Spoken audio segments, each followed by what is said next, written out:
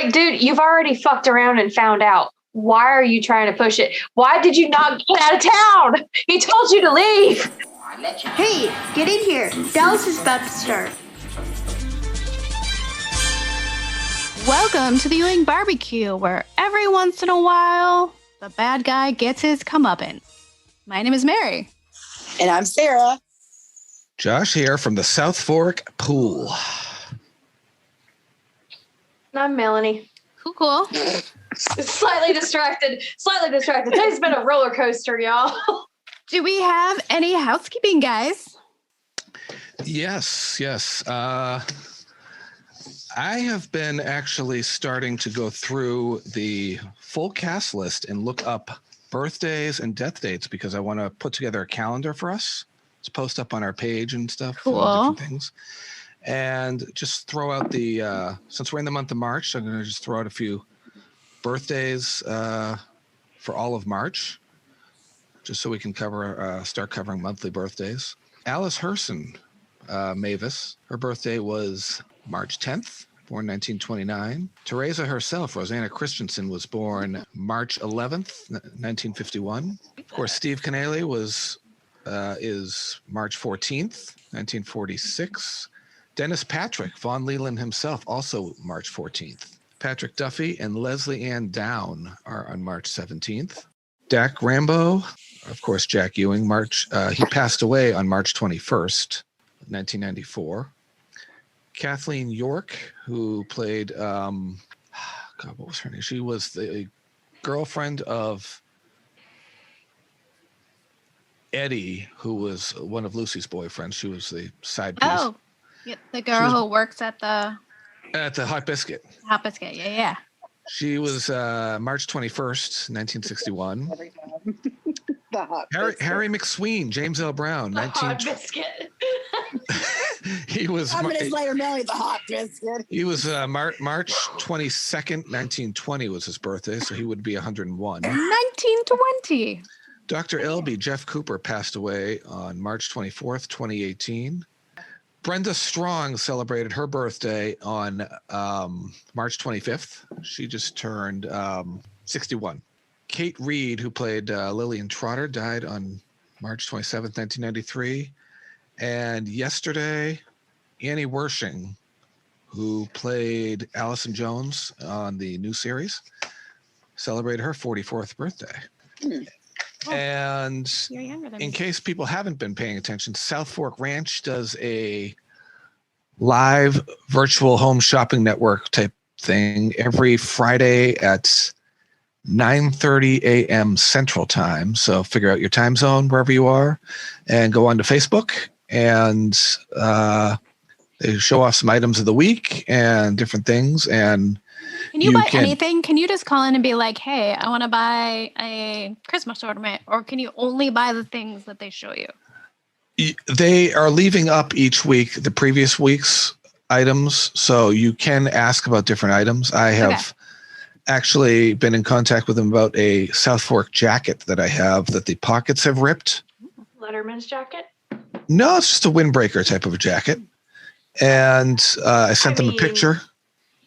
A Letterman's jacket would be cool with the SF on it. Yeah, it would be cool. That would be really sweet. like the high school letters. It's just an S and an F. That would be sweet. That'd be really cool. They have the only stock left. I should mention this. Starter jacket. Yeah, the starter. They have the only stock left of those JR dolls where he's wearing. Yeah, I've been wanting to get that. They have them still? They're not produced anymore. They have the only stock each. One of them is his regular suit that he wore, and the other one is the suit he wore when he was shot. I thought you were going to say it was the I got to call because I didn't get it when I was there, and you can call them. Go to their South Fork page on Facebook. Yeah, and you can either call them or email them at info@southforkranch.com. Okay, I'm going to do that because they will provide shipping. They will ship anywhere in the world. They will calculate the shipping, and you can figure out if it's worth the shipping costs if you're overseas or what have you. And just a shout out to them. And they did a virtual tour last week with Jana, who's the general manager of the ranch, and South Fork Sally, as we all know, who did the introduction at the 40th anniversary when she was on stage. They did a tour of the ranch, and there were a few problems with getting instructions to people, but it was on the Dallas Historical Society page, and we've posted links on our group and page, and you can actually watch the playback of the tour. So I think, as we know, that this technology thing is a work in progress, and a lot of times things don't work the way you want them to. So you do the best we can. It definitely is, and I've seen a lot of people liking and trying to join lately, which is great. I feel like things have been picking up. I don't know, like they have. I can tell that it's a few of the cast members are starting to poke around in the and notice the page. So curiosity. We might be reaching out to them at some point, and there are open invitations to any of the cast if they would like to join us sometime. So heck yeah, come talk some smack about Dallas with us. Speaking of smack, I'm smacking down some bourbon tonight. What are y'all smacking down? What are we all drinking?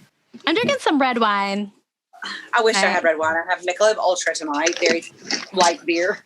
Hey, it's the go-to. I was actually going to do the J.R. Ewing bourbon tonight because we're doing the season finale. But run and get it. Man, we're recording at 5:00 Pacific time, and I just can't do shots of bourbon if I'm not that hardcore. You can, but the effects might be a little woozy. Not on a Monday night. Like not on a Monday night, you guys. On a serious note, I would like to raise a glass in a moment. Last week we had the shootings in Boulder, Colorado, in the supermarket. Yeah. And my sister was in the store when the shooting started. That's crazy. She had a large order. She normally goes to Whole Foods, and she happened to be in King Soper's. And she had a large order, and the manager opened up a register, and they heard the first shot. My sister went to the ground, injured her foot.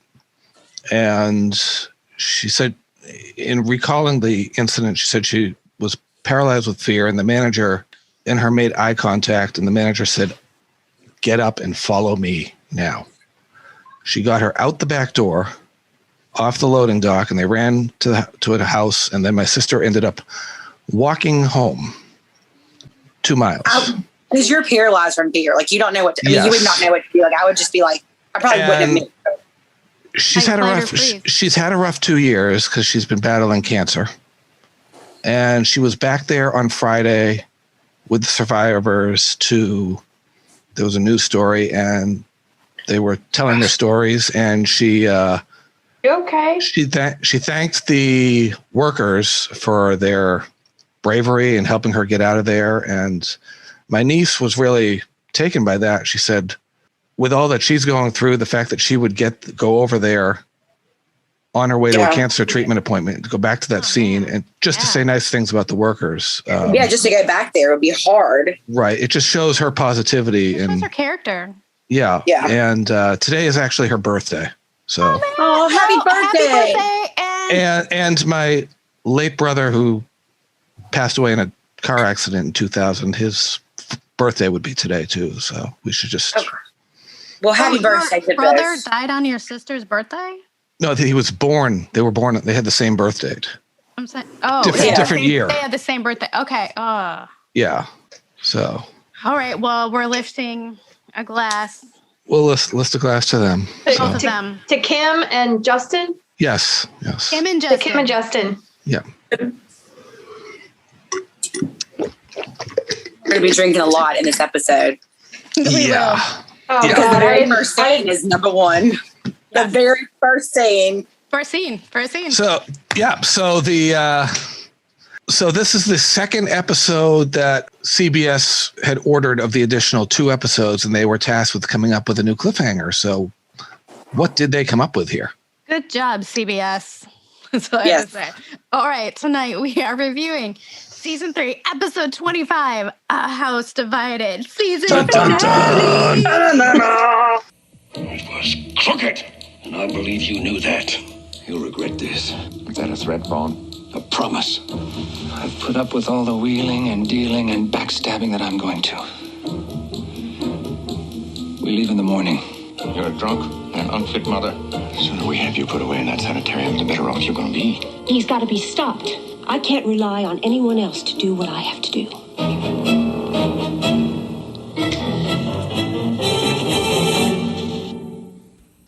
We have finally made it to the end of this season after all this time. Yes. Written I'm by really excited about it. directed by Irving J. Moore, and it aired March 20th, 1980. And let's see, guest stars Dennis Patrick, Ron Hayes, Jeff Cooper, and Chris Coffey. This episode was the number one show of the week with a 32.7 rating and a 52 share. And I keep saying I'm going to just give everyone a lesson in rating and share at some point. So I'm going to prepare that for another episode coming up. Probably early in the next season, because one of those episodes really had a high rating and share that would be great for, I'd say, would be great to break down and understand. So viewer or listeners out there can really know what we're saying by ratings and shares. And I would like to be schooled on a little too, because I don't know. Yeah. And I'll prepare that, because I used to go ratings, but not shares. I used to go every Wednesday. USA Today would publish all the TV show ratings for the previous week. Right. In their Don't they still entertainment do section. that? I haven't had any reason to buy it in years, so You can find them by show individually on like Wikipedia. They usually put that out there. Yeah. But this was long before the internet. I would go down every week just to see where Dallas was in the ratings. Qu'est-ce que c'est internet? Qu'est-ce que c'est internet? Thank you to my grandmother. Yes. Oh God. I wrote it down, but I don't have it with me now, of course. But I wrote on the makeup artist and the costume people for this. There wasn't a lot of like notable costumes, I would think, but the makeup looked really, really good. Hair, makeup looked good on everybody. They did. Even Pam. Everybody, they did a good job. So, but I don't remember any outfits that I would be like, ooh, I love that in this episode. Yeah, Sue Ellen's makeup, I think, was particularly spot on. Hers has been getting better, everyone. Pam's always looked good, but her hair is just doing that funky, short in the front, long in the back thing. And she goes through some hairstyles that aren't the best. Just it's going to be worse next season. There's some early 80s. It's going to be worse. Just wait for the 4 and 5. Love you, Victoria, but yeah. That was the thing, because my mom had the same when I was born. No, it was chic. It was in style. I had a many perms. I had naturally curly hair, so body wave. It just, but I didn't know how to take care of it, so it should have been like cool curly, but it was just frizzy. Me either, because you want to brush it out. It's like a brushed out perm. Mm-hmm. That's what I used to do. You don't brush out your perm. Shall we do this? Should we do it? Yes. Okay. Bobby pulls up in front of the building. Perfect parking spot. Drink. Yeah. Another Ewing parking job. I love it. No one else parked on the street. Well, it's like he got there and it wasn't like he had to parallel park and get a spot. There was no one there. Nobody there. He's just like, good, perfect spot. So then there's a news conference. The Ewings are outing themselves as not having lost everything. And I said, JR knows how to work a room. Oh, yeah, he does. How many press members can we fit into that? I don't know. Why are they all in there? COVID. Do you want some COVID? The lobby. I'm sitting there. I almost wanted to stop and count every member of and to see how many people they could fit in that office and the lobby there. When they were filing out and Bobby was coming in, it was like, oop, sardine, oop, excuse me, pardon me, oop. I put, y'all didn't suffer shit. You screwed the cartel. Mm-hmm. Yeah. When I say you, in particular, JR. But Jock wants to believe him. They're saying he sold it at $10 million a point. I don't know exactly what that means, but it seems like a lot. And did he say they still lost $250 million? Isn't that what he said? Something like that. Well, was that the TV when they were leaving in like the last episode? They said that they were losing money in the billions or something like that. And back in 1980, that was pretty damn bad. That was bad. And Jock is like losing his shit, and JR's how much did we lose? JR's like, well, actually, nothing. I think, the way I look at it, we made a killing. Yep. We made billions. But JR set it up perfectly because Ewing Oil kept 25% because they only sold off 75% of the leases. So he set it up so that it looked like Ewing Oil would lose a bit.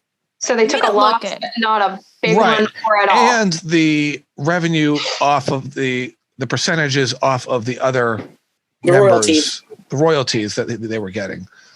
So they still lost a lot at 25%. So, I mean, if I was going to set it up, I would be like, we lost 10%.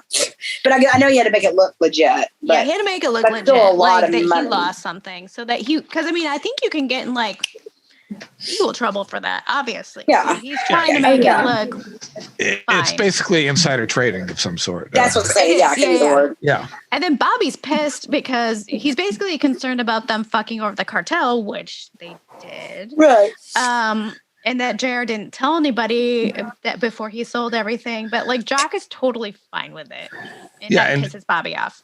And JR said that old Barracuda Von Leland will get his comeuppance, and Jock tells JR not to make fun of a man's misery. Right. Yeah. That's good advice. Because, you know, that's not a nice thing to do. But, and Bobby, this obviously, you're going to see it become the recurring theme over the series. Bobby rips into JR about not clearing things with him and Jock first. And Bobby doesn't believe JR. And Bobby says, you calling me a liar? And I'm like, for real? Like, yes. Well, everyone is calling you a liar. Yeah, I'm holding up 3 fingers here. JR, read between the lines, you know? Exactly. And then enter Jordan Lee, who is his eyes are popping out of his head there. And I said, I've never seen him that mad before. I'm just in pissed like probably every other person in this episode that burst through the door. And there's going to be a lot. I know. I was like, how many more? It's like a clown car. They're coming in and out. I was like, how many more are there coming? And did they have a revolving door at the outside the office? Yeah. They might as well have. Connie and Luella were probably like, fuck it. Yeah, go. they were like, you can't go in there. You can't go in there. Just kidding. You know what? Give them hell. That's right.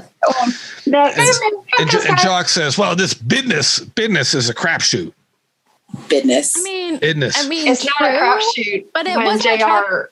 Right. When you have it knowledge, it's not a crapshoot. When you have insider trading. Right. And then as he's leaving the office, Jordan drops a bombshell. Big bomb. Mm-hmm. Yep. Yeah. Seth Stone killed himself that morning. What? You know what's so sad is I honestly, until I saw this again, for some reason I thought Seth Stone had like a heart attack and died. I did not remember that he killed him. I really didn't. Either.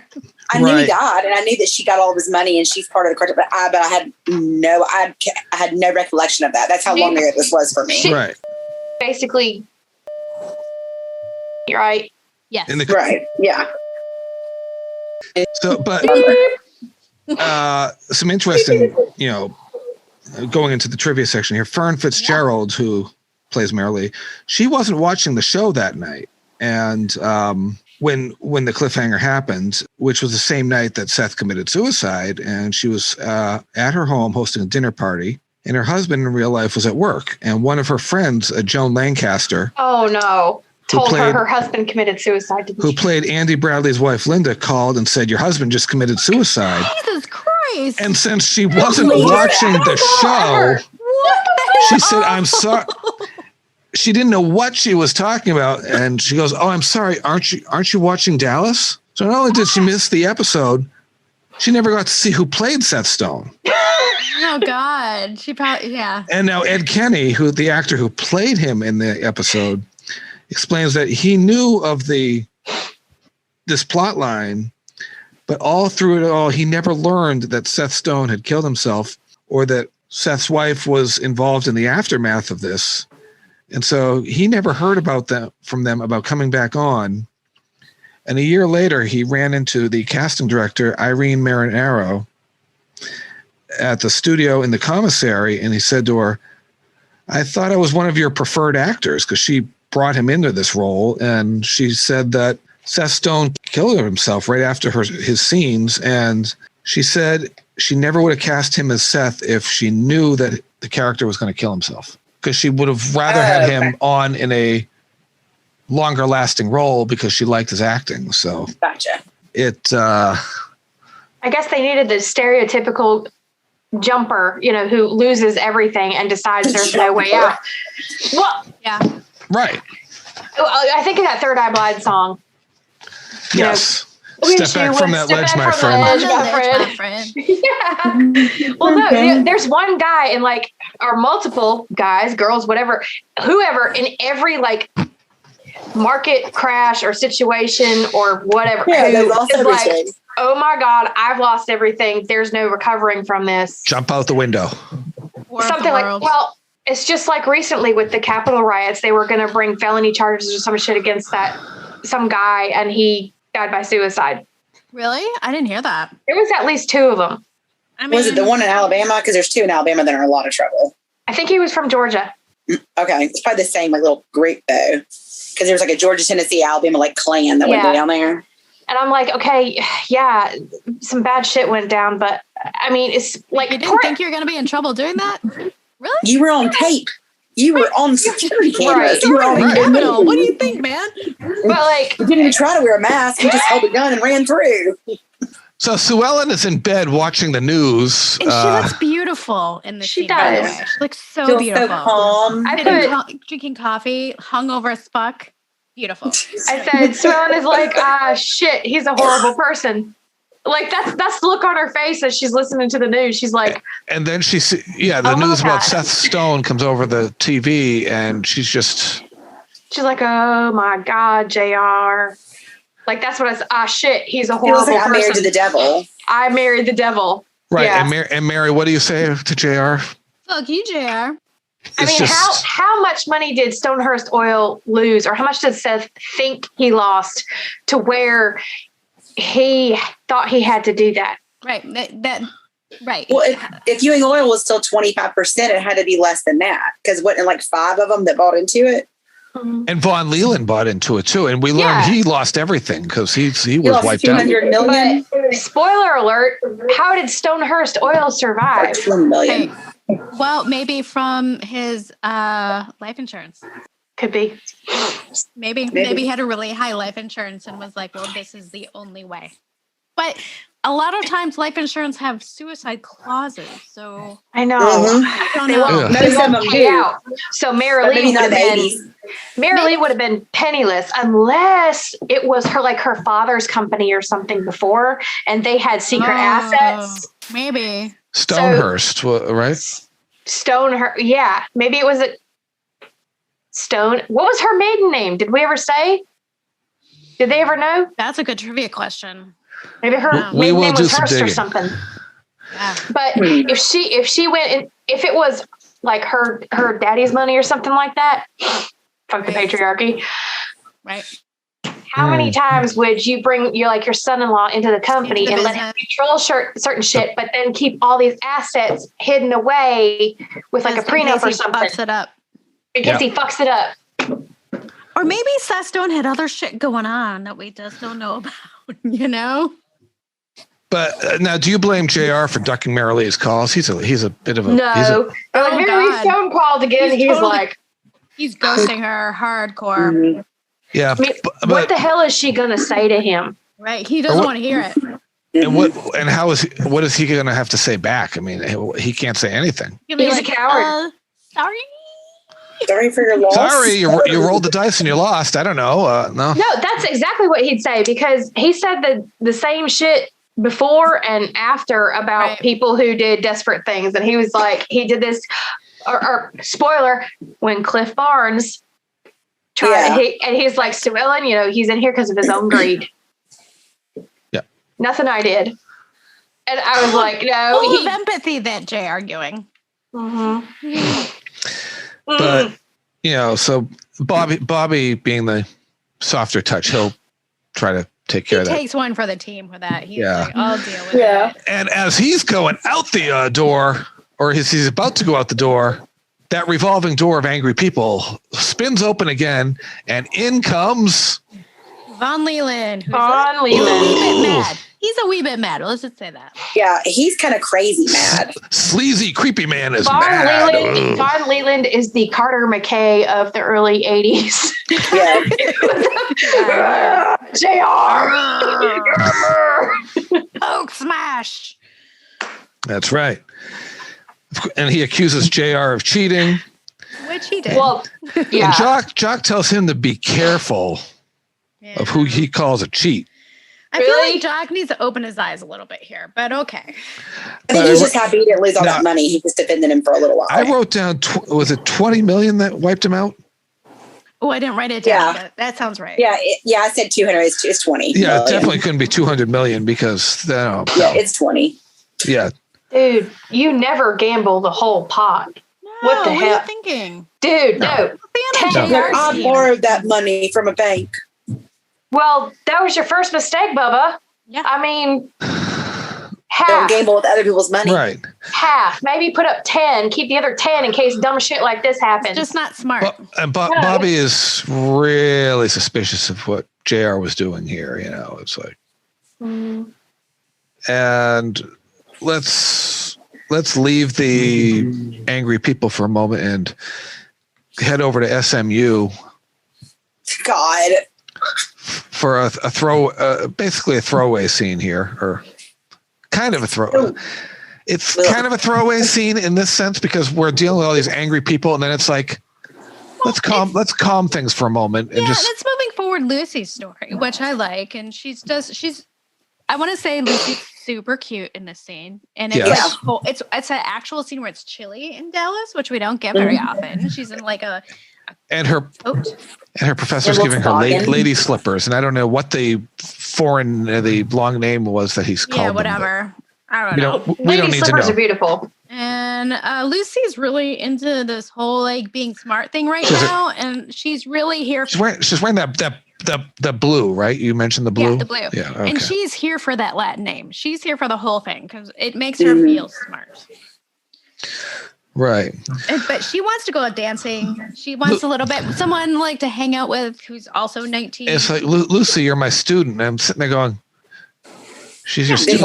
Then why are you porking her brains out? Exactly. I don't think they're porking yet. Yeah, but she says we only have walks in the parks and lunch dates. Okay, that's like the number one clue. Red flags. There's red flags everywhere in the park, Lucy. Yeah, if a boy doesn't take you out after 5, it's pretty much they have a walk. Lucy, you don't really have a good track record here. No, she's not. She doesn't, and it makes me feel sorry for her. No, I feel sorry for her too because I almost forgot about this guy. She was popping the ranch hand, the head ranch hand there. What's his name? Ray Krebs. What's his name? Well, it's all older dudes because she's got daddy issues, and this guy in particular is not like the other guys in that she's like, okay, this guy, he thinks I'm smart, and he's gonna give me a plant and tell me the Latin name. Like I'm into that. And even Victoria Principal's husband that was in that episode that was interested in her, she had no interest in him. Right, no, because she wants the professor, man. Yeah. And he seems into her, except I'd rather have Marianne or Ginger, but that's another story. I can't really go out that's not my thing. I don't know. I'm not a good dancer over. And the one person she really, and it was too bad she was with Kit Mainwaring. That would have, but he turned out to be homosexual. But he's been my favorite so far of all of Me too. Yeah. That tracks for me. But she needs to run away from this. But in Lucy's defense, he's presenting himself as a single person who's interested in her. And just so far, they haven't been sleeping together. He's just been like talking about like books and shit with her. He's been courting her. He's been courting her, and she's into it. Right. And I don't know morally whether you should be involved with a student when they're your student. You should not. You definitely should not. But that is definitely the responsibility of the professor because the student is a minor and not able to make that decision. So you're the adult. Be a fucking adult. Right. Know your boundaries. Right. Yeah. But isn't it ultimately about the connection that people have But if one is a teacher and one is a student, that's a power dynamic. That's a power dynamic, and that should not happen. If they were going to get involved, she should have been done with this class first. So Alan is going to Kristen's. Oh, yes. And Kristen... I said Kristen Beam, blah, blah. Yeah, Kristen Beam, blah, blah. Kristen listens to her cassette tape recordings. And I'm wondering, like, was this cassette recorder? I'm imagining that little, like, box recorder that, like, your grandparents had. And I'm guessing, like, was it under the couch so nobody saw it? You know? It had to have been. Yeah. Like, right. It's where do you Andy hide that Bradley. And she had Andy Bradley and Jordan Lee over. Like, Kristen. Girl. What? Oh, no, baby. What is you doing? No. She's smart enough to figure out that it was Hank Johnson that tipped off JR. And yes. It just proves that, like, Kristen is the smartest Who person else? in the show right now, except for JR, in my opinion. Okay, I can buy that. That's yeah. I think Sue Ellen knows what the fuck's going on too, but she's like, "Well, I don't know what to do. Like, this is bad." And he's trying to put me in the sanitarium, she doesn't and know what's up. he just no one's listening to her. He just caused all this shit, and I'm seriously fucked. Like, she's like, I am seriously fucked right now. She's also she's also has weighing on her mind that Dusty has been killed in a plane crash. Oh yeah, she's full of grief. Oh. So that's. But she also knows she's fucked. Yes. Because her, as Dr. Elby calls, basically refers to them as her crutch, is gone. Which it kind of is, let's be honest. But also she has genuine feels for him. But he has all these dudes are a crutch for Sue Ellen because she hasn't found her strength yet. Right. You know? And she says, oh, well, Bobby will keep me out of the sand. And to Dr. Elby, and Dr. Elby goes, no, that's you're relying on another person, not yourself. And we'll discuss that, because we're not there yet, obviously. But Kristen knows that JR would have totally covered his tracks, so she knows that much. But Alan is a fucking idiot, and he's like, I don't know, maybe there is a chance he didn't completely cover his tracks. And I just wrote that Alan is a putz. Yes. Yeah.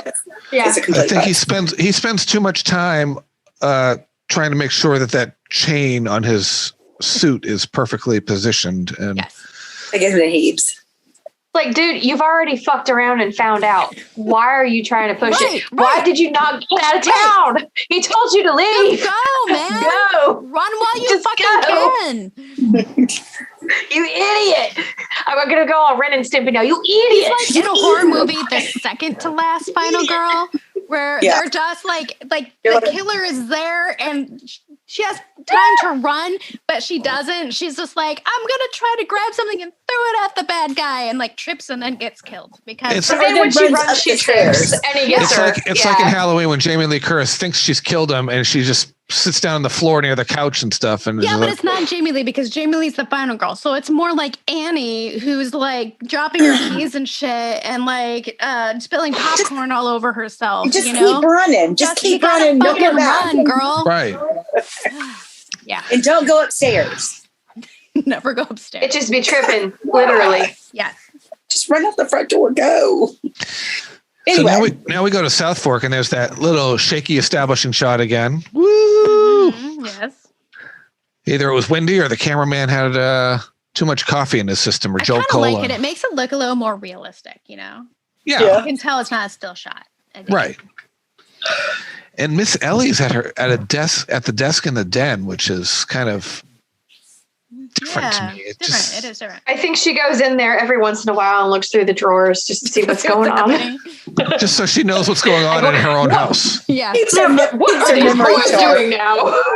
Keeps her memory sharp. We don't really know what she's looking for or looking at because we never find out in the scene. Yes, we do. We're women. We know what she's looking for. He thinks she's fine. Right. Whatever she can. Leverage, baby. She's looking for her pot stash.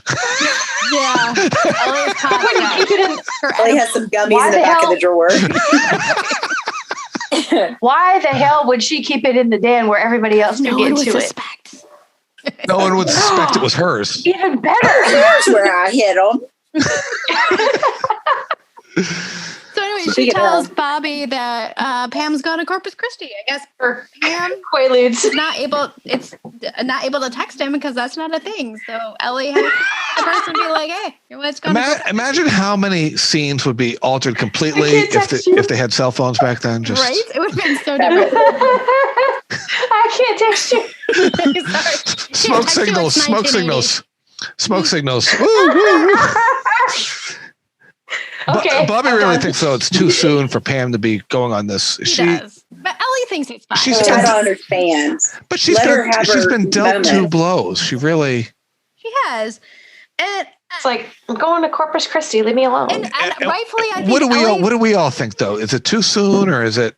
I think this is the distraction that. I think it's a distraction. She needs it. I think she needs to go do something else and keeps her mind off everything else she's been dealt with, honestly. And Bobby's like, it's just not right the time. And when it is, I'll go with you. Okay, listen, motherfucker. Like, stop. Thank you for being supportive. She wants to quit. She wants to quit the store just to pursue this full time. Which he's always wanted.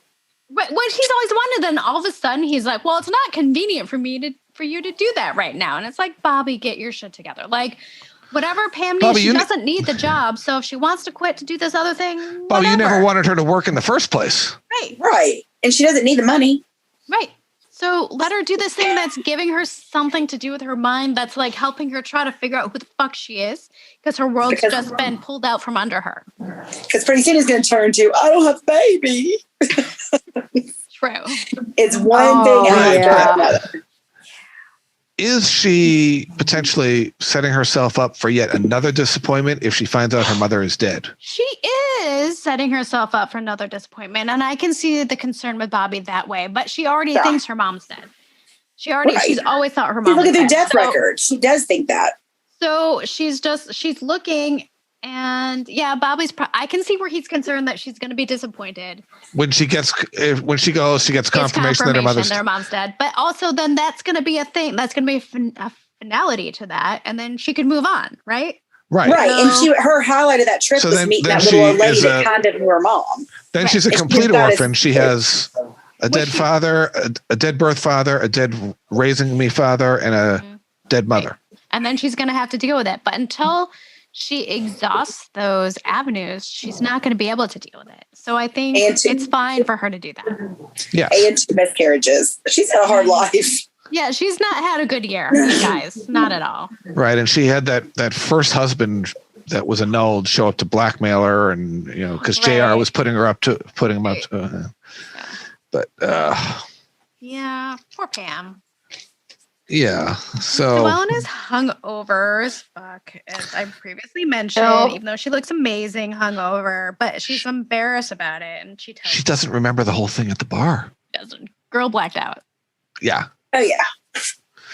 And we should keep drinking, so maybe we can black out after this episode.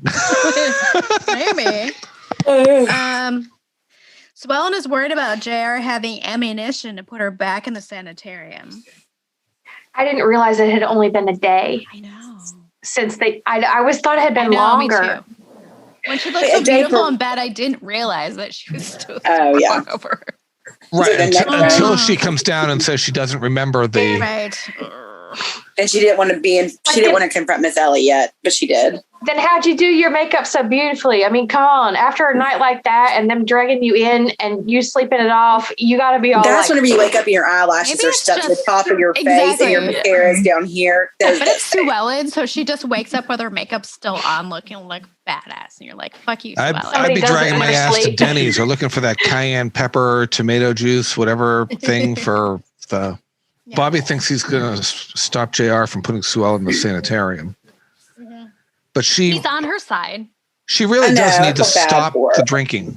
She needs to find a way to kill the habit. Girl's an alcoholic. She needs to stop. Right. And if the show goes on for on and on and on for years and she keeps drinking, she's gonna need a new liver or something. Yeah, she wouldn't last long. Yeah. But yeah, you said she couldn't face Miss Ellie, but yeah, Bob was like, you have to face her at some point. And it's Miss Ellie. She's awesome, and she's going to be cool about it. And she does it off screen because she walks towards the den. So we never get to see what that conversation is like, unfortunately. That would have been I bet it's good, though. I would have liked to have seen that conversation. Me too. Yeah. I know, they didn't even, I thought they would, maybe. Bonding moment. Yes. Now, here we have the problem in Kristen's logic when she tried to track Hank Johnson down to ask for the documents. Because what is Hank Johnson going to do? Why would she not think that he would tell JR? Right. I was really confused. She has a ball This to is do her that. Hail Mary. She's doing a Hail Mary right now. Right. Exactly. She's running out of options. Yeah. She is, So seriously. she's like, I'm just going to do this thing because she's been really smart about shit. But yeah. This is her downfall, though. She thinks she's smarter than JR. That's her number one downfall. She's always been like that in every scenario. Yeah. Right. And don't you think if JR wanted the documents, he would tell Hank himself directly to him? That's why he was like, she should have worded it differently. Like, hey, I'm working send them to the condo? I mean, please. Please, stupid? Yeah. No. And JR's, he figures it out pretty quickly and he realizes what's going on. And he's just like, all right, I'm going to rectify this situation. Destroy those things in Asia. Yeah. He's like, don't send them anywhere. Destroy all that shit right the fuck now. Right. And he leaves the office for somewhere. We don't know where. He just gets up and leaves. Mm-hmm. Kristen, you better go hide at this point. You and Alan better get on a train out of town. I should just leave now. Yes. Run away. Go to California. Go do your architecture thing, whatever you were going to do in school. I don't know. Just imagine if she would have just gone forward and tried to get her architecture degree. Now, we've been watching Mary Crosby all season. This role obviously was made for her. Do we have trouble picturing Colleen Camp pulling any of this off? I don't know. Colleen Camp is pretty good, but I view her differently. I don't know. I think Mary Crosby really was the better actress for this role right now, I think. Right. And it's one of a few different recasts in the series that happened. And I think a lot of times the recasts have been for the better. I think so too. Like for the most part, I can't even think of any that are off the top of my head that are worse. Like all of them. We're only talking about up to now. We don't want to go into the future. Right. Okay. I kind of prefer David Wayne to Keenan Wynn for some reason. David Wayne just had brought a different. You know what? I'm going to agree with you. Mostly because I think that David Wayne was a little bit more like Adele's the early years Digger. And I preferred that Digger. It's kind of like a shorter, like not. Oh yeah. David Grant. He also was the first one we saw as Digger. So yeah. So weird. Because whenever I would see Keenan Wynn and hear him, every time he opened his mouth, I just kept thinking of the Winter Warlock. Yeah. Yeah, I do prefer him, I think, better. That's probably the only one, though. Everybody else from Colleen Camp to Mary Crosby, that's an upgrade. Mm-hmm. David Aykroyd to Ted Shackelford, that's an upgrade. Yes. Who's the other one? There's one more in there. No, the next one's probably. Oh. Morgan Fairchild to Francine Tacker. I thought that's it. But then the next one's my favorite. So I thought I preferred Morgan Fairchild to Francine Tacker for some reason. I didn't prefer either one of them really. I guess because I just was like Mary. I think that the third one was the best, but I'm a Morgan person. She just followed me on Instagram, Morgan. Yeah. But I preferred Morgan Fairchild to Francine Tacker. Yeah. I originally thought that, but I actually now think, and I think it's just a change in Jenna's character between the times. I kind of feel like Francine Tacker, it might be an equal sign. Equal sign That's what I said. Better because like at the beginning, Morgan Fairchild played more of Jenna as like a vixen like thing. Yeah. And then later you see her more as just like a single mom who's just living her life, who is someone who still loves Reminiscing. Bobby. Reminiscing, who still loves Bobby. And maybe I've seen Morgan Fairchild in so many things that I've just been a Morgan Fairchild fan, so I just probably love Morgan Fairchild, but I just think Francine Tacker doesn't get enough credit maybe as her part because she's not as glamorous as Morgan Fairchild, and she's not as much of a household name as she is, but I don't know. Because what else do we know her from? Was she in? I don't know her from anything. Oh, neither. I don't think I've seen her since. She's gonna IMDb for us. Yep. Here she goes. Yeah, I didn't know her from Melanie, anything get else, on that, would you? But I appreciate because I like where the character of Jenna goes, obviously. But she's not just a vixen. Like she's just a character who loves Bobby and is living her life and is taking care of her daughter and trying to she's a former rich girl, trying to make a living and shit. I don't know. So I think that Francine Tacker really was able to give something that Morgan Fairchild wasn't able to give because that was only one episode. Right. Yeah, and that's the way they wrote it. She was best known for Dallas. Oh, see? Right. So that's her role. Yeah. If I remember correctly, I think Morgan Fairchild was unavailable, and that's why they brought in Francine Tacker? Or she was on Flamingo Road or something like that, maybe? Which I don't know what that is. So I don't know when Flamingo Road started, but I think Flamingo Road might have been a little bit later because they might have. That's one of those shows that capitalized on the success of Dallas, so it might have come after this season's cliffhanger. Okay, could have been. But she's the mother of James Francis Ginty. Who's that? Ginty, who was in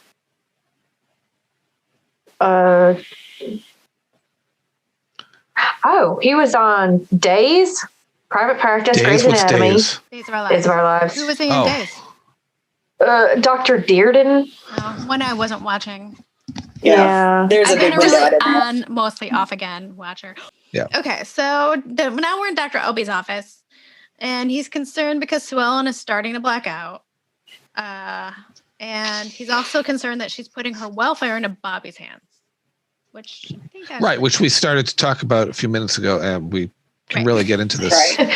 I said, Dr. LB, blah, blah, control. I don't think that she's trying to put her welfare in Bobby's hands. I think that she just wants to know someone's on her side. Right. That's what I think. And it gives her a backup. It does give her a backup, but she says that she trusts Bobby more than she trusts herself, and I just want to give her a big hug. There you go. Then I was wrong. I just want to give her a big hug. Yeah. She's like a deer in the headlights. She's just lost. Since the news of that plane crash, everything got ripped out from under her when that plane went down. Yeah. Yeah. And she's afraid of ending up back in Fletcher Sanitarium. That's so weird. I don't know, but when they said it, I didn't think they had said it before. I was like, I'd never heard him say it before. Unless I wasn't paying attention, which is very clearly. I made sure to write down Fletcher Sanitarium. So it's really sad because when she thought she had it all, like back in the day when she first married JR, she was, Miss Texas and married this great guy, blah, blah, blah. And then here's a decade later and she's like, wow, my whole fucking world as I knew it is just, I have nothing. I have no one. I have my baby, but if I take him and leave, I have nothing. So what do I do? What do you have? And there was a song on the Dallas Music Story, the record. Yeah. It was called "The Loneliness in Lucy's Eyes." I think it was sung actually by Johnny Lee, Charlene's ex-husband. And irony. The description of that song was that it was like Sue Ellen's lament or something like that, and you just see the loneliness in Sue Ellen's eyes after the plane goes down. You can see she's just completely lost, and it's just she'd put all her stock in that. Yeah, right. Yeah, and it's you just big hug. Yeah. We will not take a drink to that because she shouldn't be drinking. No. Give her a big hug. Big hug. Let's head down. Yeah, Corpus Christi. Yeah, she finally made it there. She's there, and she literally just takes a taxi and gets out and just starts walking around and starts talking to old people. Yeah, and I see the yellow taxi pull up, and I'm just thinking of Joni Mitchell's song, "Big Yellow Taxi." Yeah, but it pays off for her just asking old people because the lady is totally like, oh yeah, I totally knew her. Let me tell you all about her. Right. And so what she remembered was that Rebecca was pregnant, and then the whole family being gone when this woman went to visit her sister for Christmas. We heard the word Christmas again. Okay. And when she came back, pregnant Rebecca and her whole family were gone. Yep. And no one knew what happened. They talked for just little details. And then the lady says she has to go now. I think she had to go for a nap. I think it was nap time for her. Yeah, probably. Because she looked like she was just peacefully walking down the street when Pam approached, and there's a sweet little old lady. I just want to have tea and like scones with her or something like that. Yeah. But that gives Pam a lot of hope because she's like, oh my God, like someone knew my family. Like she was pregnant for me. This is amazing news. Right. And she can use any little ray of positivity after all this. Anything. She's hanging on to any morsel right now. Right. I mean, she finds out her JR again. Finds out her daddy is a saddle tramp, and Lord. All right. And that Digger's not her father, and just the whole world's upside down. So this little old lady just gave her a ray of sunshine in these storm clouds. I feel like I wished that Pam had like done a deep dive on her bio dad, because he was more than a saddle tramp. He like probably had a brother and a sister and probably like a whole situation. Maybe she still had grandparents, but like, you never know. And and I don't know how you would track something like that, because he was a drifter back then, right. And shit was, you didn't have the internet to just like Google internet people.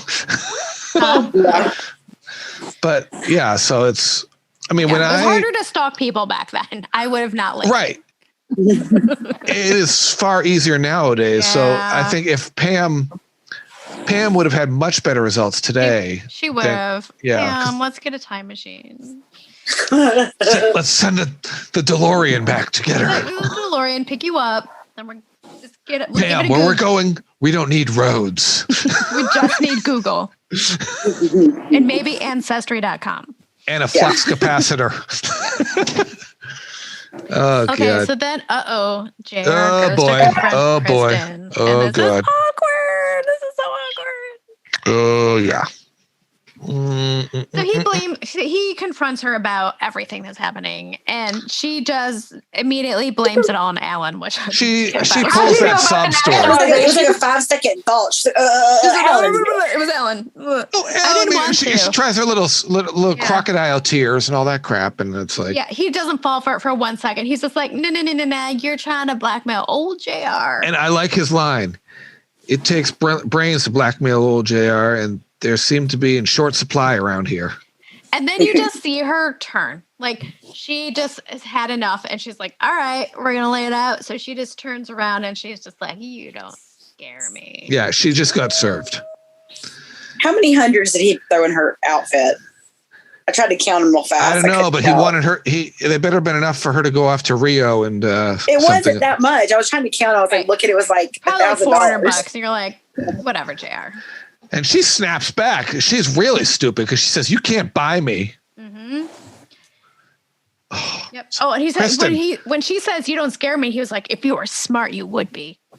Kristen, it's a standoff, you guys. Kristen, I'm gonna go in the time machine and pull out a line that JR used years later. Never turn down a good opportunity to shut up. Yes. Well, you know what? If I was Kristen in this situation, I probably would have done the same thing because she's at her epitome with him. You're going to lose anyway. You might as well say what's on your mind. Right. Yeah. You're going to lose anyway. You might as well say what's on your mind. She obviously doesn't know who she's messing with here because. I feel like at that moment, she doesn't think she can lose more. She's wrong, of course. But at that moment, she doesn't think she can lose more. Right. Oh, contraire. I know. Oh, Kristen. Oh, contraire. Yeah. So anyway, she won't be bought off, and JR leaves. And let's go to the Hall of Records in Corpus Christi. And Pam's looking for death certificates. She's in full stalker mode. Yes. Mm-hmm. Which I appreciate. But again, she's looking at death records. This is pre-internet Pam. Mm-hmm. She's looking through actual death records. Qu'est-ce que c'est internet?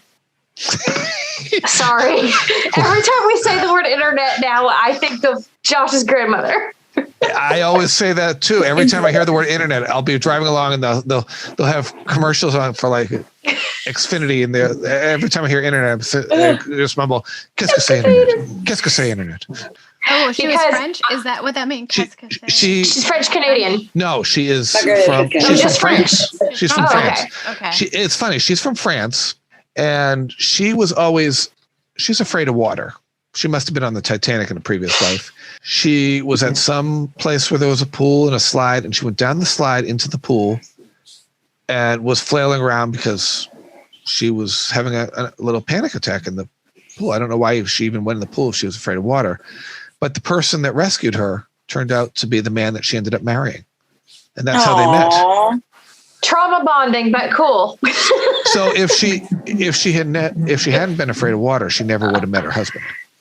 So let's go back to Corpus Christi. Pam, pre-internet, and she's looking for the birth certificate. And there's no death certificate to be found in that place. No. For Rebecca. Another little sliver of sunshine coming into Pam's darkened world. Pam's like, that's the best news I've had all day. Thank you. Yes.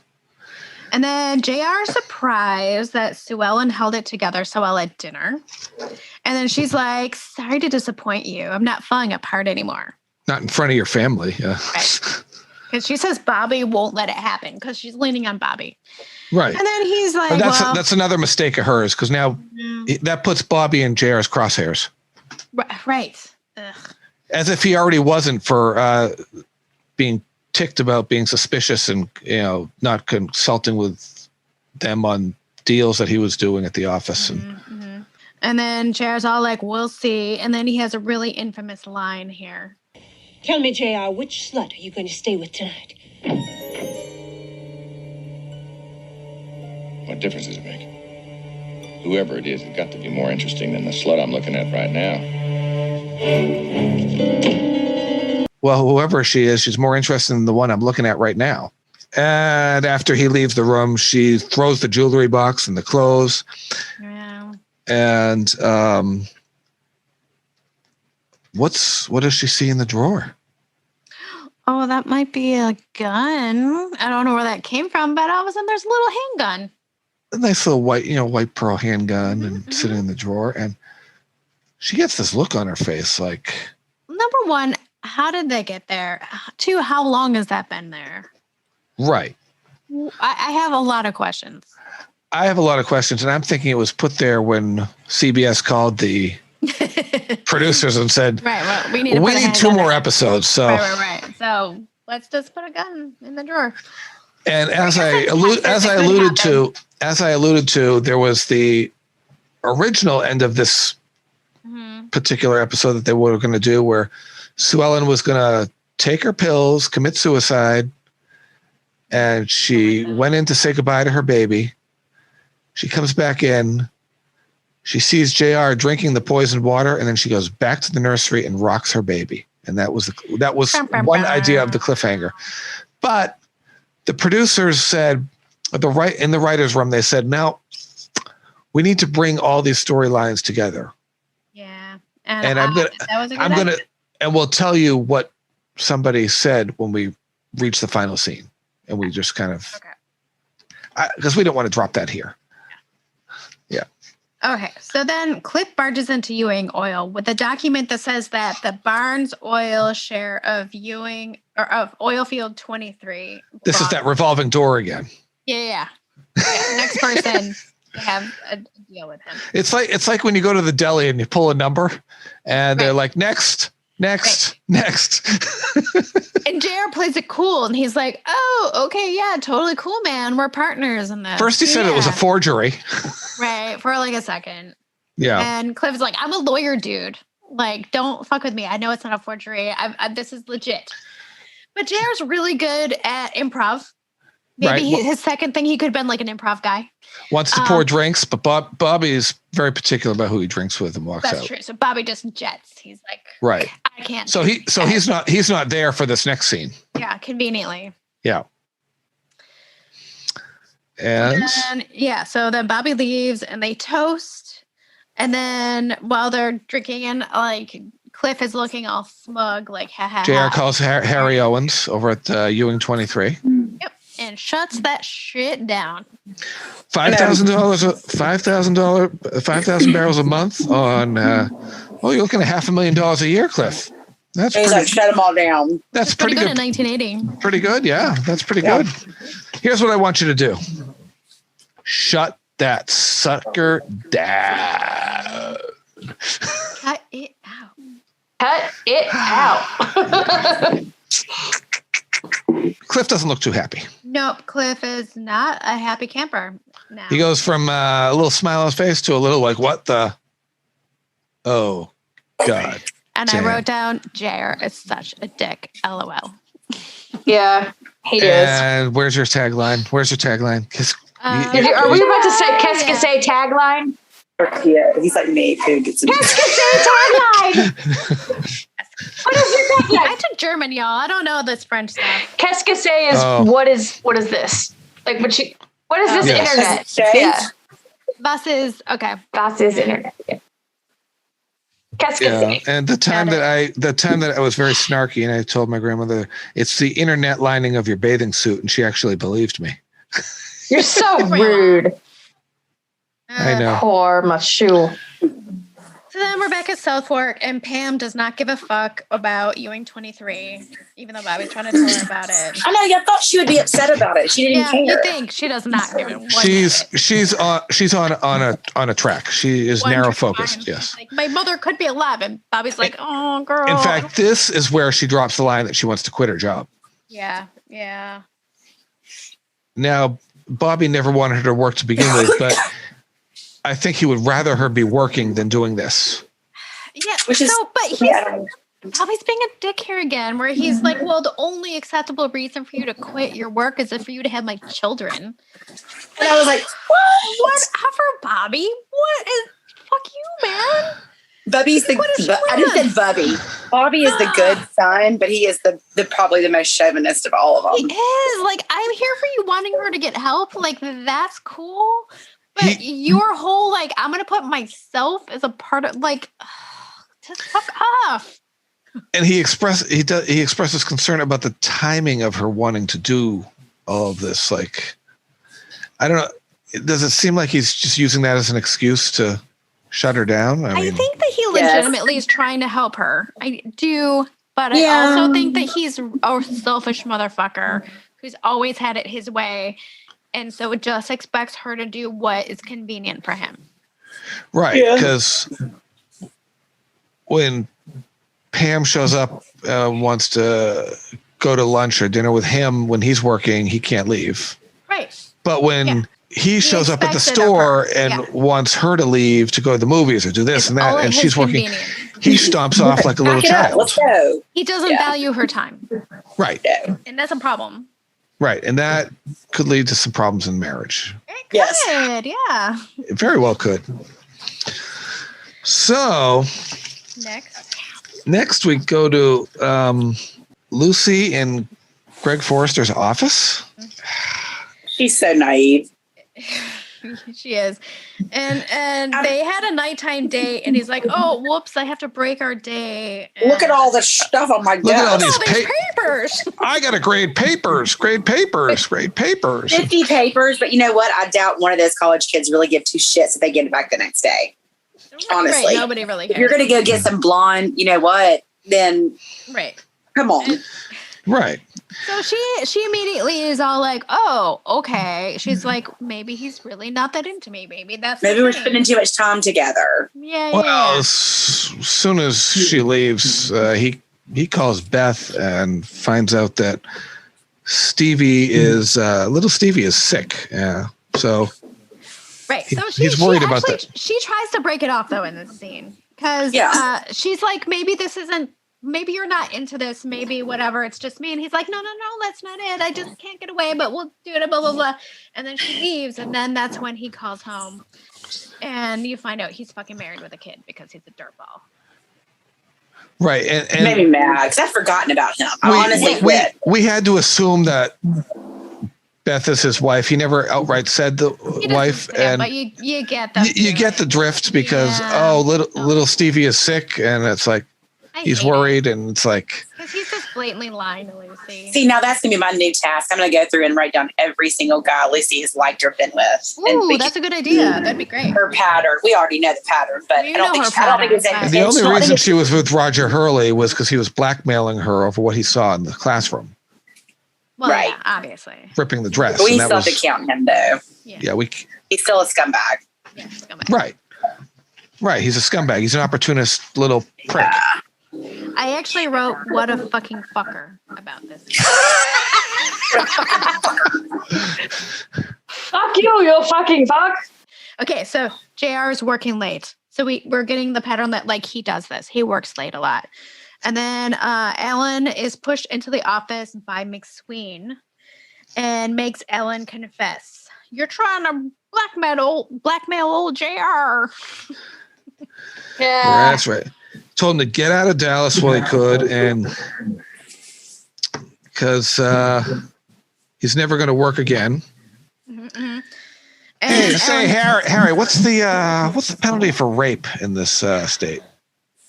Yeah, like he totally frames Ellen for rape, which, okay, JR just fucking raped Kristen in the last episode, and now he's going to, like, this is such a dirtbag move.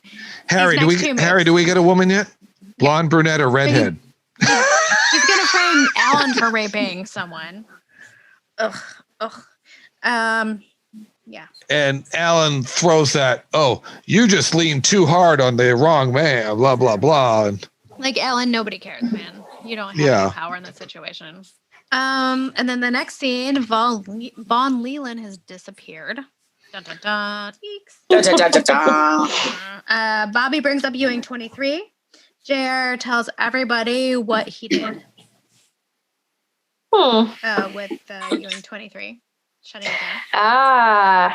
Shut it down. Bobby's pissed about it. Yeah, he was like, that's the last straw.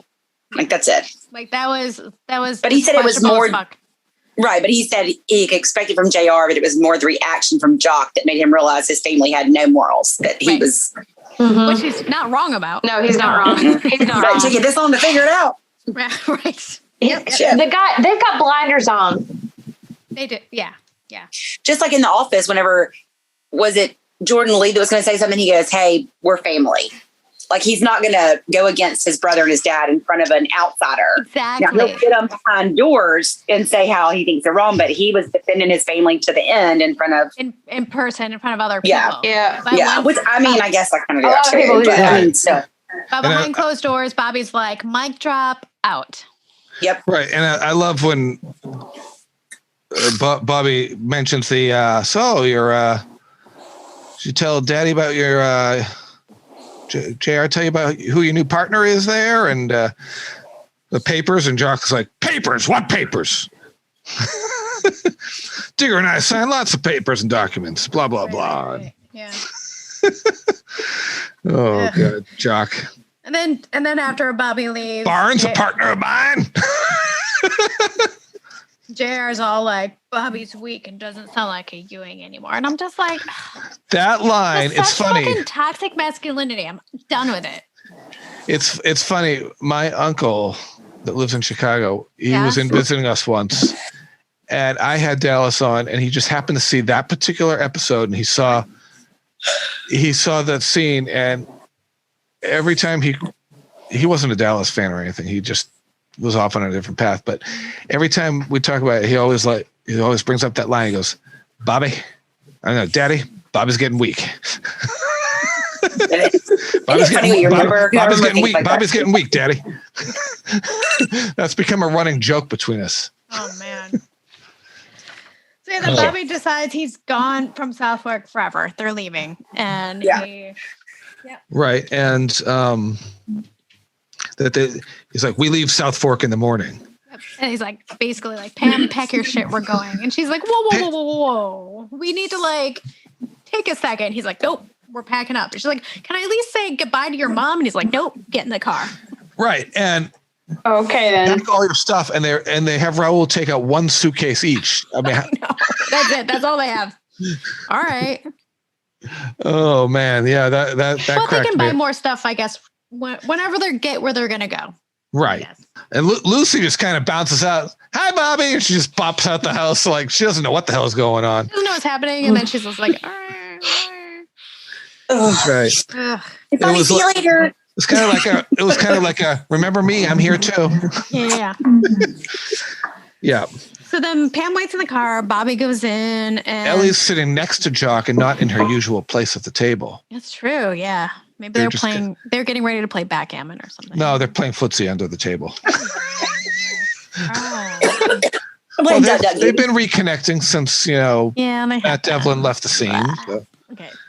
But, so he says they're leaving, and then Ellie begs them to stay. She's like, "Not you two. Like you can't leave like Gary did."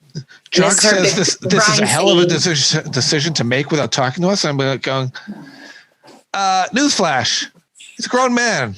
Right. He can leave Daddy's house. Right. He can get his own apartment now. It still really bothers me that I know that's their family dynamic, but it still really bothers me that she's so upset about it, which makes me say also she's the crying thing. She don't get to drink when Ellie cries and has a big yay. He's like, I hear you.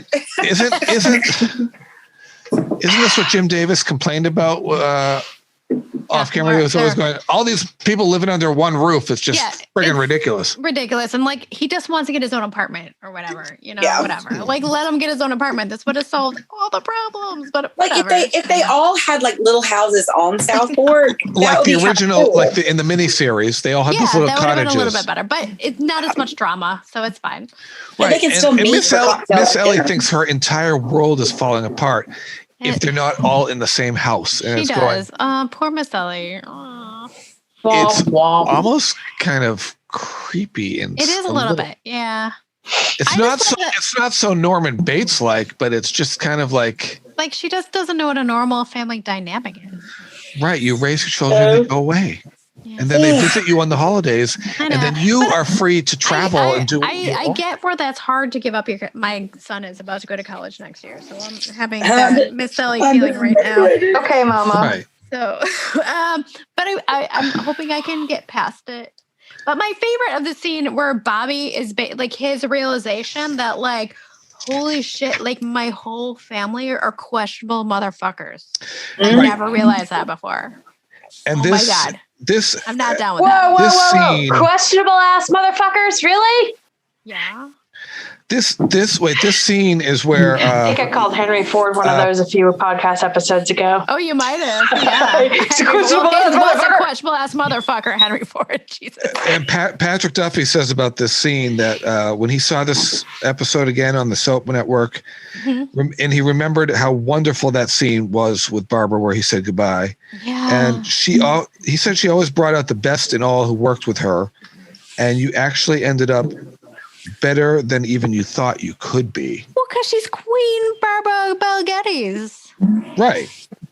Yeah. Which I did not know. And if you have brought this up in the past, I have forgotten it, that she wrote children's books. I just found this out this week. Oh. I don't think I knew that. She wrote 2 children's books. This was after, like, later? No, this was in like 1963. Oh, okay. I thought that was after. Okay. But no, and I didn't know that at all. And I just looked them up. They're both like the cheapest you can buy them are like $30 a piece. And I'm like, collector's items now. Yeah. Right. So anyway, Barbara Bel Geddes side note. We should drink because she cries. I thought I already did. I did too, but do I need to go get wine? Or are we almost done? We're getting close. Yeah, but we're getting close. I'm really getting talks close. About how they were family and they stick together. And Bobby said that that's not at the expense of everyone else. That's what he can't live with. And I just also said that that wallpaper needs to go. It's too busy.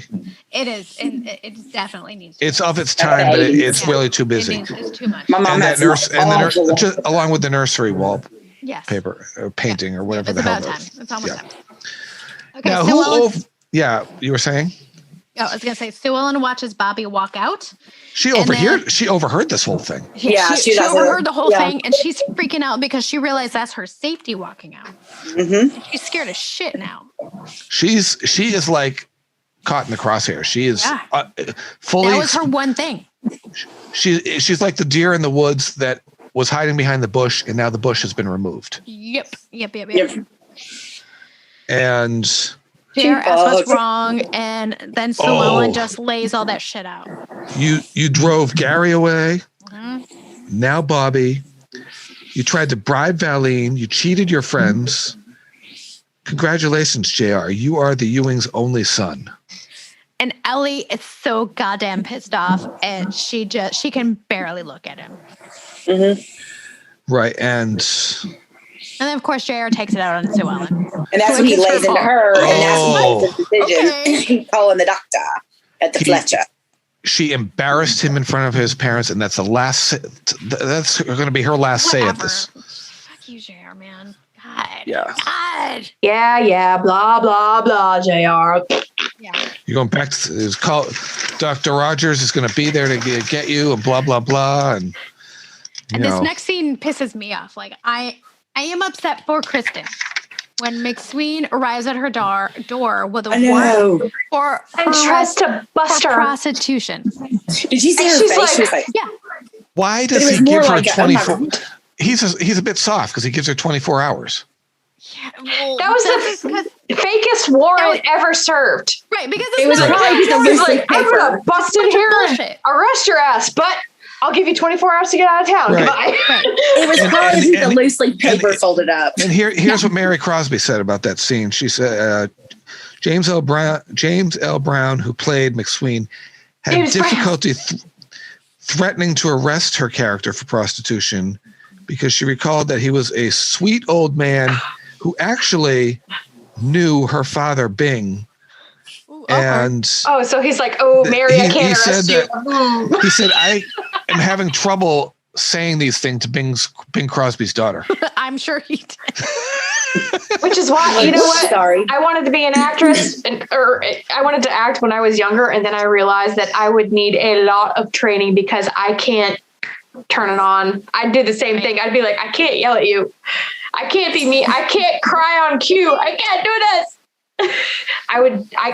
Props to anybody who does that for a living because I'm like, I wouldn't be able to take the rejection that actors have to take. Yeah. That's what I realized. No way. So Alan Beam is conveniently there. Of course. Conveniently, yeah. Because he still hasn't taken a hint and left town. You stupid ass. She says she's going to kill JR, and he says to take a number because there are a few people ahead of her. Yep. I sense a pattern is developing here. Yeah.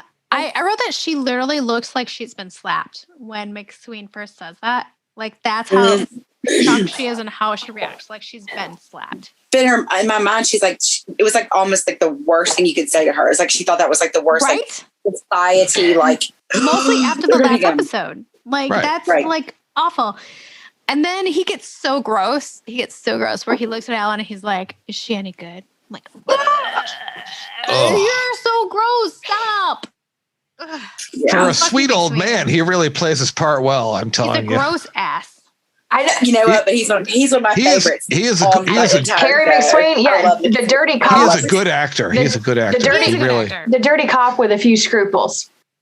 And because I remember he said that to JR, and JR was like, in later years. And Dennis Patrick, who played Von Leland, he is a good actor too because he really makes you want to. Have you seen the bloopers with him? Patrick, he's like his face is like you want to laugh because he's so like Wait, with Von Leland or with Von Leland? Yeah, I've bookmarked some links to bloopers from other seasons too. Oh yes, please. But cool, share them. Yeah, but I'll pull them up as soon as I can. He literally, I think they were trying to. Actually, I think the bloopers I'm thinking of are from this episode.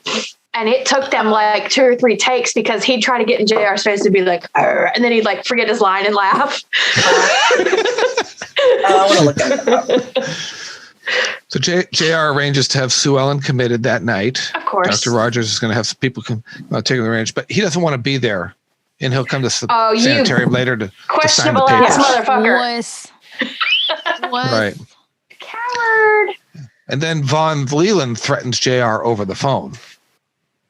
Yeah, he's like, this is your last chance. Yep, I want that money back. Time. And JR's like, okay. whatever. I was like, all right, what are you gonna do? Like, whatever. Here's your Whatever. 20 And mil then back. he gets up and he leaves for I don't know where because he leaves the office.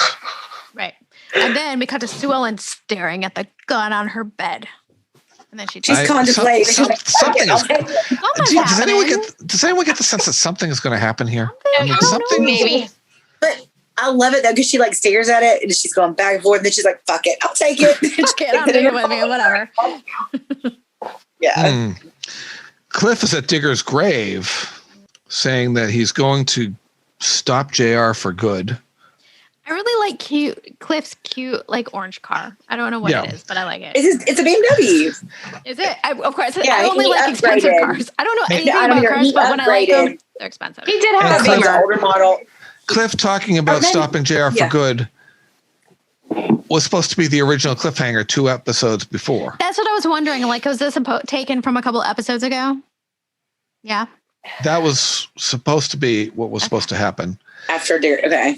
Right. Cool. And then CBS said, we need 2 more. We need 2 more. Right. Just so Sue Ellen's at Dr. Elby's and she's determined not to go back to the sanitarium. She's not going to let it happen.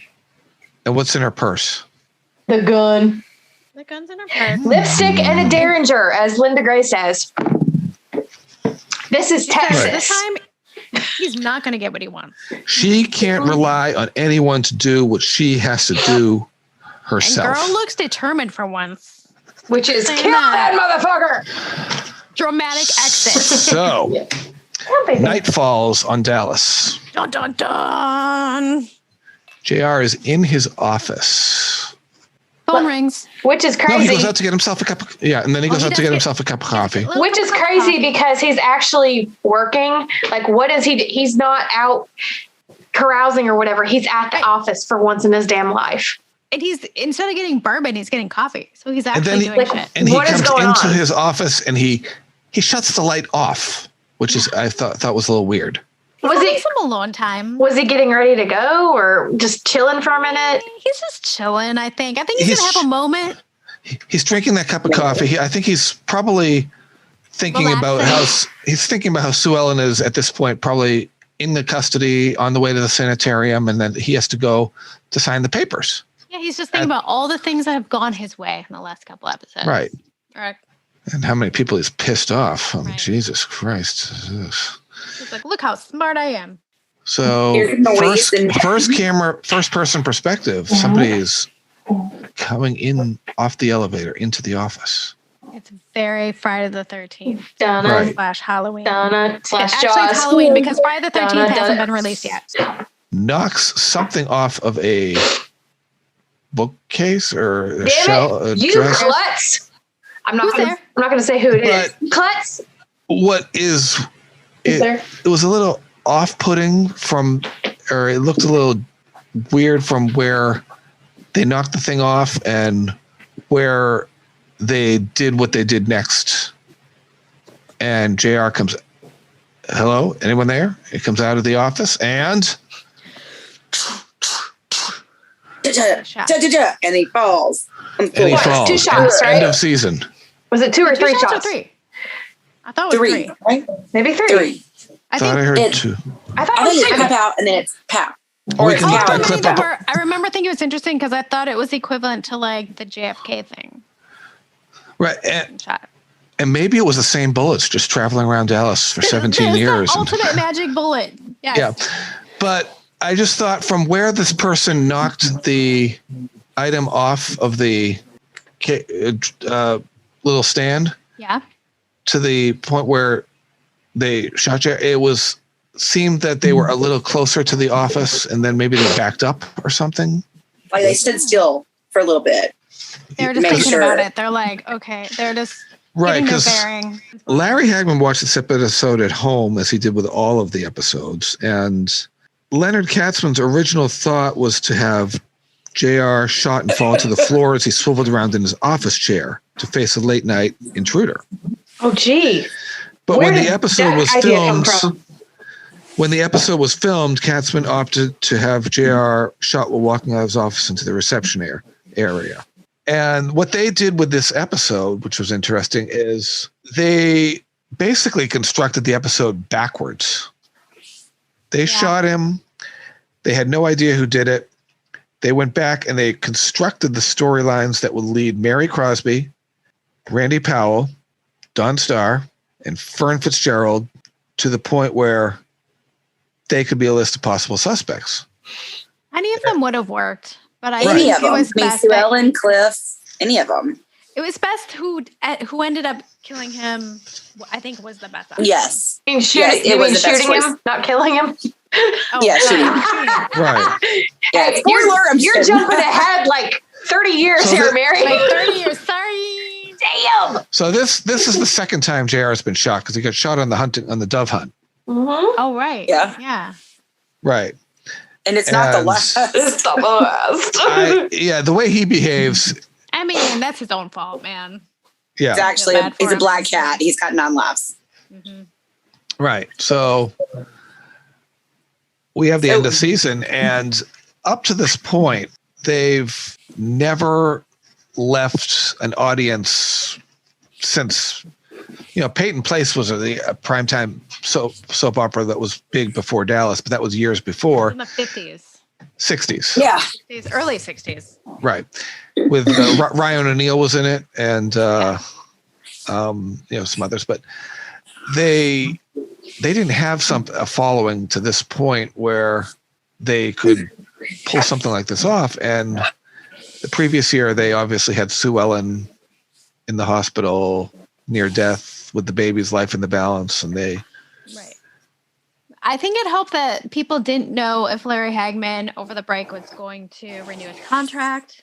Right. And what happened? Whole thing, it just really increased the chances of all of it. And what happened was there was also complicating this matter that dragged it out even further. This was an actor strike. An actor strike? Okay. There was a 3-month actor strike. Okay. And there was actually a writer's strike that went 3 months in 1981 that I didn't know about. I thought it was the writer's strike, but that's. And then there was a 22-week. In 88, there was a 22-week writer's strike. That was the longest in history. Because of Moonlighting. Right. They had a whole episode of Moonlighting based on it. Right. And that was right before Carter McKay joined the series. The following. Must have been a bunch of scabs who wrote that one.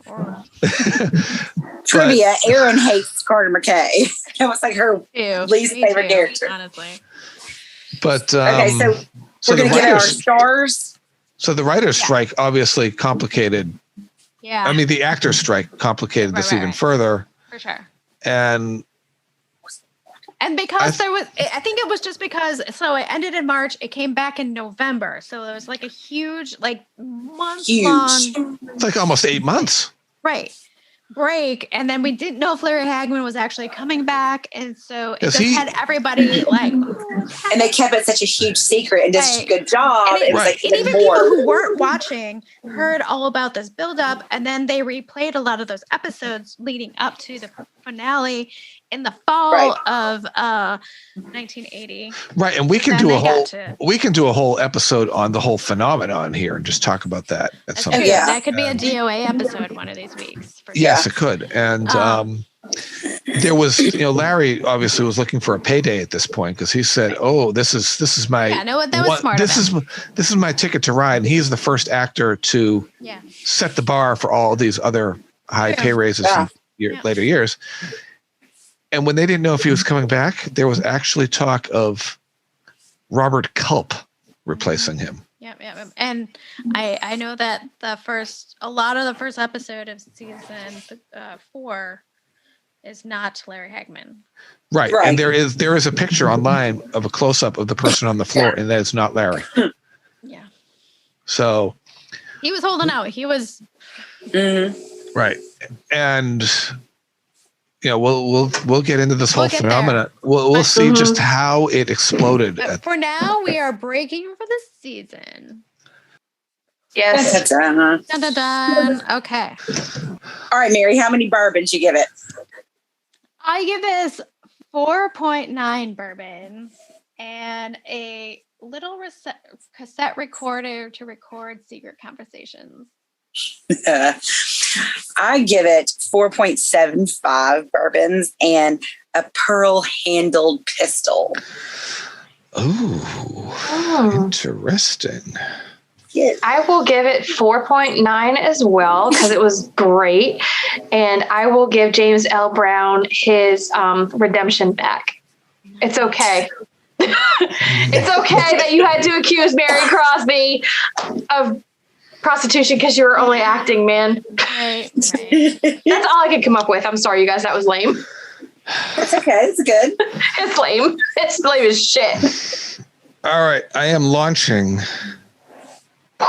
the first 5.0. Oh. No, I've done a 5 or 2. Well, I wasn't done. I'm launching the first 5.0 that I am giving. That you have. Yeah. Yeah, that was dramatic pause. I'm sorry for my dramatic pause. And I am That's giving what you them. Yes, kind of the anticipation. You Shatner everything, Josh. Dang it. You Shatner the shit out of everything you do. All right, and you know it. And Sue Ellen's commitment papers to Fletcher Sanitarium. That's a good one. That's a good one. And William Shatner just turned 90, so happy birthday, William Shatner. He did. That's nuts. Denny Crane. That is weird. So, thanks for joining us. We're at the end of season 3. Yes. Join us next season. We love you. Please join us on our group so we can talk about all the things. And join the group, like the page, follow us on Instagram and Twitter. We're gonna try to come up with some new things next season. So Yep. Done. And if you know anybody, bring them in. There you go. Bye. Bye, y'all. Y'all come back now. You hear? Bring him in. I had nothing planned for this week, y'all. Rain Man? Bring him in. I said That's what I thought you said.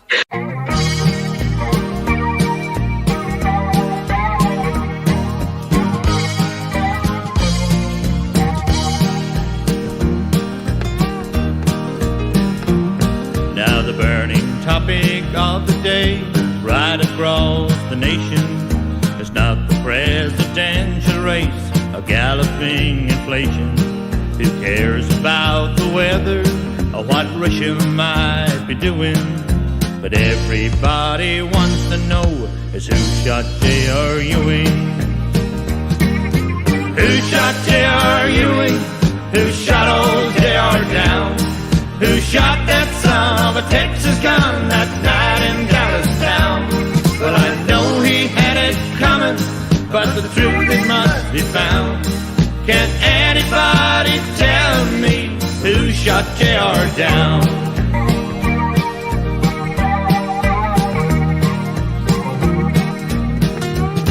Now J.R., he's a Texan, an oil man through and through. And he knows an oil man's got to do what an oil man's got to do. So he played it hard and he played it rough, and then once in a while he stabbed somebody in the back, but he'd do it with a smile. Who shot J.R. Ewing? Who shot old J.R. down? Who shot that son of a Texas gun that night in Dallas town? Well, I know we had it coming, but the truth it must be found. Can anybody tell me who shot J.R. down? Well, it might have been Sue Ellen. She was once Miss Tennessee, and when she married old J.R., she lost her sanity. Or it might have been her sister, the woman J.R. scorned. or his younger brother Bobby, maybe daddy or his mom. Who shot J.R. Ewing? Who shot old J.R. down? Who shot that son of a Texas gun that night in Dallas town? Well, I know we had it coming, but the truth, it must be found. Can anybody tell me who shot J.R. down? Who shot J.R. Ewing? That's what I'd like to know. It happened right before me on my favorite TV show. Now it has to be 1 or 5 or 6, but the question is which one?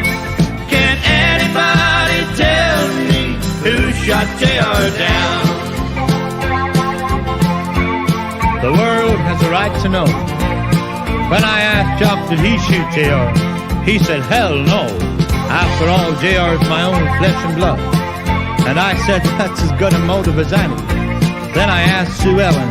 She flashed her little eyes at me and said, why? I wouldn't do a thing like that to my darling husband, would I? That only left Miss Ellie. She said she didn't do it, but she knew who did. I said, who? And she told me. You know who it was? Yeah?